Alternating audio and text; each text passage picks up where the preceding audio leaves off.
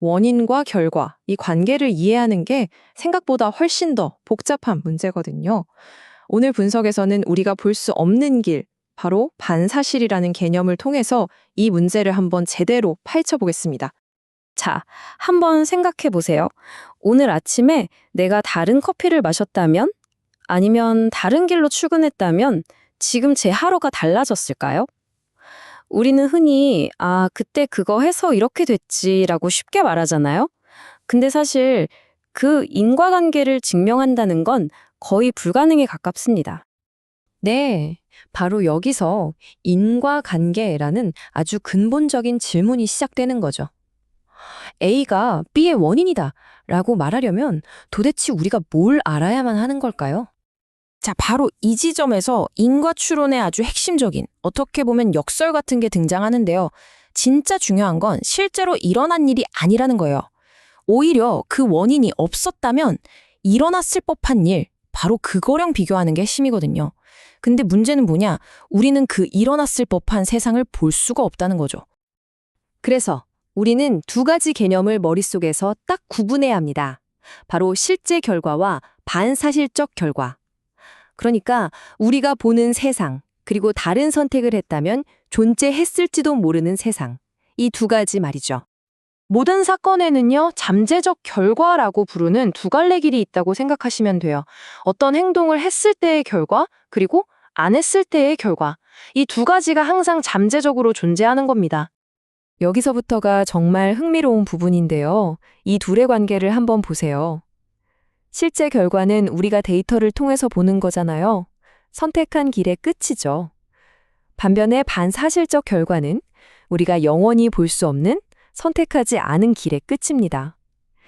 그러니까 인과관계를 안다는 건 결국 이 보이지 않는 것과 보이는 것을 비교하는 작업이라는 뜻입니다. 좀 더 구체적인 예시를 한번 볼까요? 어떤 사람이 의료보험, 여기서는 메디케이드라고 할게요. 여기에 가입했다고 쳐보죠. 그럼 우리는 가입 후에 그 사람의 콜레스테롤 수치를 잴 수 있겠죠.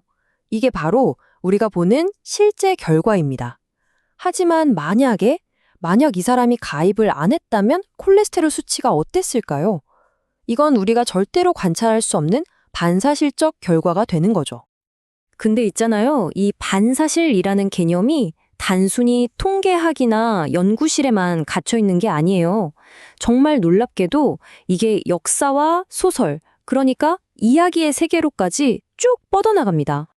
윈스턴 처칠이 이런 질문을 던졌다고 해요.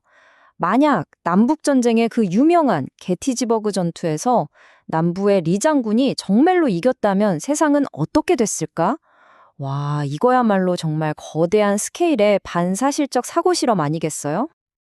네, 바로 이 만약에라는 질문 하나가 대체 역사 또는 반사실 역사라고 부르는 문학 장르 전체를 움직이는 핵심 엔진인 셈입니다.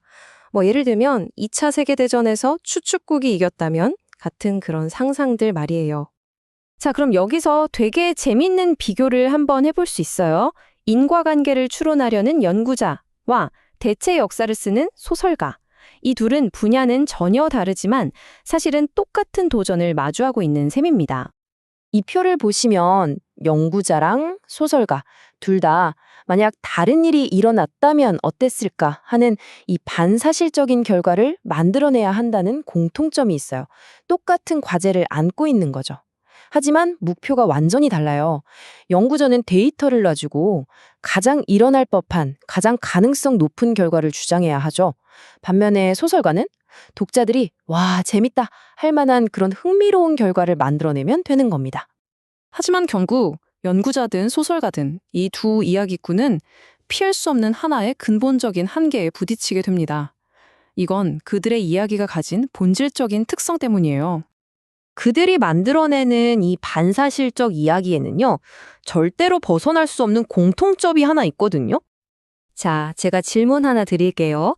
연구자의 그럴듯한 추론이나 소설가의 기발한 상상, 그 대체 역사가 이건 절대적으로 틀렸어 라고 누군가 딱 잘라 증명할 수 있을까요?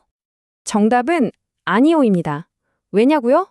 그 반사실의 세계는 애초에 관찰된 적이 단 한 번도 없으니까요. 비교할 데이터 자체가 아예 없는 거죠. 그러니까 핵심은 바로 이겁니다. 어떤 사람이 만일 이 장군이 게티즈버그에서 이겼다면 그날 밤 외계인이 나타나서 지구를 정복했을 것이다 라고 주장한다고 생각해 보세요. 황당하죠. 하지만 우리는 그게 절대 아니라고 100% 증명할 데이터를 갖고 있지 않아요. 에이, 그럴 가능성은 거의 없지 라고 반박할 수는 있어도 완벽하게 틀렸다고 증명하는 건 불가능하다는 겁니다. 어쩌면 우리가 원인과 결과라고 부르는 모든 것들이 사실은 이 관찰 불가능한 세상에 대해 우리가 만들어낸 가장 그럴듯한 이야기는 아닐까요?